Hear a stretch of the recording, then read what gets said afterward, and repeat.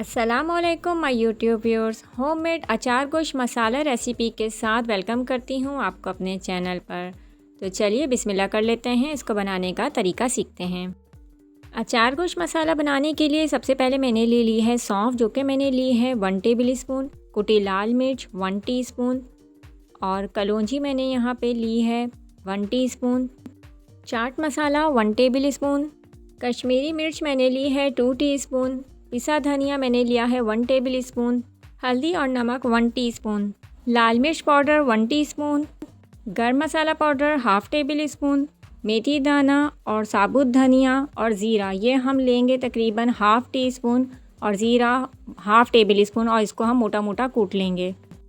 सौंफ, मेथी दाना, साबुत धनिया, कलौंजी और ज़ीरा ये मैंने मोटा मोटा कूट लिया था। एक बाउल में हम इसको निकाल लेंगे और इसके बाद हम सारे मसाले 1 बाय 1 करके इसमें शामिल करते जाएंगे। मज़ेदार अचार गोश्त बनाने के लिए ये बिल्कुल परफेक्ट रेसिपी है। होममेड मसाला है तो बाज़ार के मसालों से कहीं ज़्यादा अच्छा है कि आप अपने घर पर ही ये सारे मसाले तैयार करें और ये सारे मसाले आपके किचन कैबिनेट में होते हैं।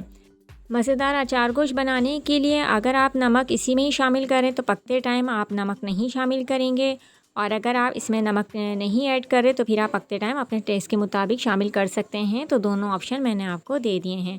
मसाला अच्छे से मिक्स कर लेंगे। होममेड अचार गोश्त मसाला हमारा तैयार है और ये आप किसी एयर टाइट बॉटल में साफ़ सुथरे जार में इसको सेव करके रख सकते हैं। मज़ेदार अचार गोश्त बनाने के लिए ये होममेड अचार गोश्त रेसिपी ज़रूर ट्राई कीजिएगा और अपना फ़ीडबैक ज़रूर दीजिएगा। नेक्स्ट वीडियो तक के लिए मुझे दीजिए इजाज़त। अल्लाह हाफ़िज़।